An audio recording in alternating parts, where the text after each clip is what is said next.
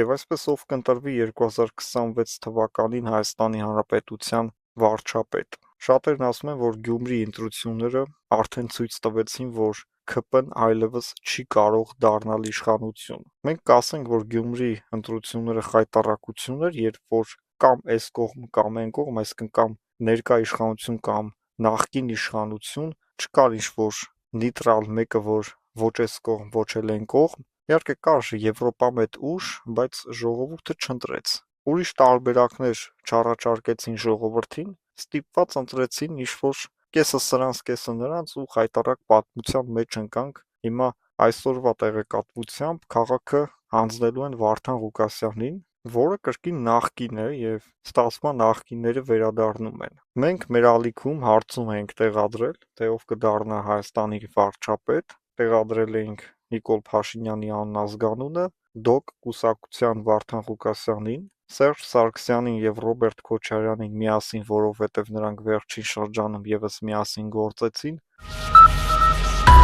թե Գյումրիում, թե մինչև այս պահը ազգային ժողովում են գործում եւ առաջարկել ենք լրիվ նոր նեյտրալ թեկնածու, որ ոչ այս կողմից, ոչ էլ այն կողմից, դա Գուրգեն Սիմոնյանն է, որը բավականին ժողովրդավար ելույթներ է ունենում եւ լավ հարցազրույցներ է տալիս։ Իհարկե եվրոպամեդությունը շատ է, բայց հույս ունենանք, որ նա ավելի շատ կձգտի հայամեդության։ Բայց Գուրգեն Սիմոնյանը իհարկե թիմ չունի, 20% ձայն տվել էին Գուրգեն Սիմոնյանին, 40% ձայն տվել էին Դոկ կուսակցության ղեկավար Վարդան Ղուկասյանին, Նիկոլ Փաշինյանին տվել էին 35% ձայն եւ մնացած շատ չնչին տոկոսները անցել էր Սերժ Սարգսյանին եւ Ռոբերտ Քոչարյանին։ Եվ մենք պարբերաբար ենք այսպիսի հարցումներ տեղադրում, մշտապես ցույց են տալիս այս հարցումները, որ Հայաստանի Հանրապետությունում 26 թվականի ընտրություններում որևէ մի ուժ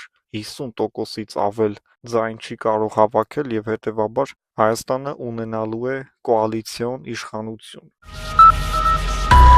Իշխանության համար կպայքարեն իհարկե նաև այլ ուժեր, օրինակ Էդմոն Մարուքյանը, Հայկ Մարությանը, նախկին քաղաքապետը, նույն ինքը Գուրգեն Սիմոնյանը, տարբեր անձինք, հետեւաբար թեժ է լինելու իշխանության համար պայքարը, որովհետեւ փաստացի այսօր, քանի որ ստեղծվել է այդ հնարավորությունը, որ ոչ մի ուժ չունի 50%-ից ավելի ձայն հավաքելու ռեալ շանս, այսօրվա դրությամբ միգուցե վաղը ունենան, որովհետև քվեարկությունը կախված է մարդկանց տրամադրություններից, կարող է մարդիկ այսօր վատ են տրամադրված իշխանության նկատմամբ, վաղը սկսեն Նիկոլ Փաշինյանի ելույթները լսեն քարոզարշավի ժամանակ եւ կրկին Նիկոլ Փաշինյանին իրենց մեծամասնության ձայնը տան, բայց բոլորը պայքարելու են ձայներ փախցնելու համար, որ վերջում այդ ձայները վաճառեն ամենաշատ ձայն հավաքած իշխանությանը կամ էլ ընդդիմությանը։ Վաճառել ասելով իհարկե միգուցե դա չլինի կոնկրետ վաճառք, այսինքն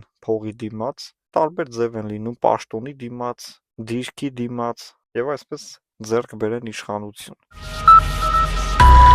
Շատ ցավալի կլինի եւ անդառնալի կլինի հայոց պատմության համար, երբ որ նախկին կլանային համակարգը Հայաստանի Հանրապետությունում կկարողանա իշխանության գալ, մենք կասկածում ենք իհարկե, մենք ընդամենը 1% ենք շանս գնահատում, երբ որ նախկինները կվերադառնան, մանավանդ Սերժ Սարգսյանը, թեկուզ եւ ուրիշի դեմքով, հանրությանը կոչ ենք անում, եղբայր, չես ուզում իշխանություն ընտրես, մի ընտրի, նոր ընտրություններ արա, նոր մարդկանց ընտրի, ովքեր որ կապ չունեն ոչ իշխանության հետ, ոչ էլ նախկին կլանային համակարգի հետ, այդ մարդիկ ունեն ժողովրդավար արժե համակարգ, ժողովրդին սիրում են, հարգում են, ազնիվ են եւ այդ մարդկանց ձայն դուր պարտադիր չի գնաս մեկին ընտրես, ով ռուսամետ է կամ Սերժի կամ մյուսի փողերով է քարոզարշավ անում եւ հետագայում այդ երկիրը տալու է հենց Սերժին կամ այն մյուսին ռսին կամ չգիտեմ ում, ընտրությունը մեծ է, գնա ընտրություն կատարիր,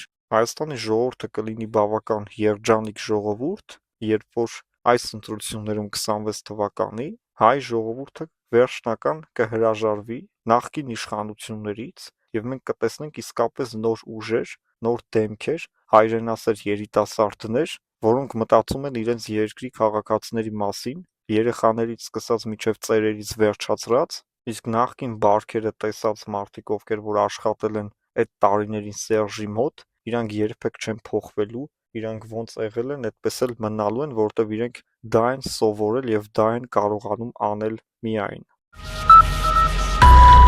Եվ այսպես ուշադրություն, Բաքվի իշխանությունները պնդում են, որ Ռուսաստանի ներկայությունը Ադրբեջանում պետք է վերանա։ Նրանք արդեն իսկ որոշակի քայլեր ձեռնարկել են եւ հասել են հաջողությունների։ Ադրբեջանը շարունակաբար տրորում է ռուսների ոտքը, բայց մեղավորները ըստ ռուսների հայերն են։ Ինչ է կատարվում եւ ինչպիսի իրադարձություններ են զարգանալու մեր տարածաշրջանում։ Նախ սկսենք դրանից, թե ինչպես Ադրբեջանին հաջողվեց բարեհաջող կերպով ազատվել ռուսական ներկայությունից, որը Հայաստանի Հանրապետությունը անկախությունից ի վեր փորձում է, բայց չի կարողանում, չի ստացվում դա մեր մոտ։ Նախ փակվեցին ռուսական այն ալիքները Ադրբեջանում, որոնք նյարդայնացնում էին Ադրբեջանի այսօրվա իշխանություններին։ Հետո փակվեց ռուսական տունը։ Ադրբեջանական իշխանությունները բավականին լարված հարաբերություններ պահեցին ռուսների հետ այն բանից հետո, երբ որ ռուսները ռմբակոծեցին ադրբեջանական մարդատար ինքնաթիռը, որի արդյունքում մահացավ 3 տասնյակից ավելի մարդ։ Սրանից հետո արդեն Ադրբեջանի համար մեծ հնարավորություն էր լարել հարաբերությունները ռուսների հետ։ Եվ քանի որ Ալիևը երկար ժամանակ սպասում էր նման մի առիթի, սա բաց թողնել իհարկե չէր կարող։ Ինքնաթիռի ոչնչացումից հետո Ադրբեջանում սկսեցին բողոքի ակցիաներ, որով որ պահանջում էին, որ ադրբեջանական իշխանությունները կոպիտ պատասխաններ տան ռուսական իշխանություններին եւ պահանջեն պարզաբանում, պահանջեն ներողություն, պահանջեն փոխհատուցում։ Ալիևի իշխանությունը գրեթե ամեն ինչ պահանջեց եւ գրեթե ամեն ինչ ստացավ։ Եվ Ադրբեջանը այսքան որ իրանց ոտքը տրորում է այդ ամեն ինչը հեչ, հայ ժողովրդին ռուսները այդքան վնաս պատճառեցին, հայ ժողովրդին դավաճանեցին, հայ ժողովուրդը խոսում է դրա մասին բարձրաձայնում, ասում է, որ դուք իմ հանդեպ անարդարացի եք վարվել, ռուսները մի բան էլ մեղավոր մեզ են հանում, չտեսնելով այն, ինչ որ այսօր Ադրբեջանը անում է իրանց գլխին։ Եվ մի բան էլ կա զարմանալի, որ այդքան Ադրբեջանին ռուսները օգնեցին, բայց այսօր ադրբեջանցիները կրկին համարում են, որ ռուսները իրանց թշնամիներն են եւ ռուսները պետքա լքեն Ադրբեջանը։ Նույնիսկ ռուսների արածը, որ Լեռնային Ղարաբաղը տարան նվեր տվեցին, հայերը փողը տվեցին, զենքը չստացան, որի արդյունքում բավականին տուժեցին։ Հայերի նկատմամբ բազմաթիվ ագրեսիվ հայտարարություններ ռուսների կողմից, այսինքն սա նվեր է Ադրբեջանին, եւ Ադրբեջանը այդ նվերները ընդունում է եւ կրկին ռուսներին ուղարկում գրողի ծոցը, որին ի պատասխան ռուսական իշխանությունները որևէ քայլ, գործողություն չեն ձեռնարկում եւ կուլ են տալիս այն ամեն ինչը, ինչը որ Ադրբեջանի իշխանությունները եւ Ադրբեջանի հասարակությունը իրականացնում են ռուսների դեմ։ Այսօր անընդհատ բողոքի ակցիաներ են, որ ռուսներին հանեք մեր երկրից,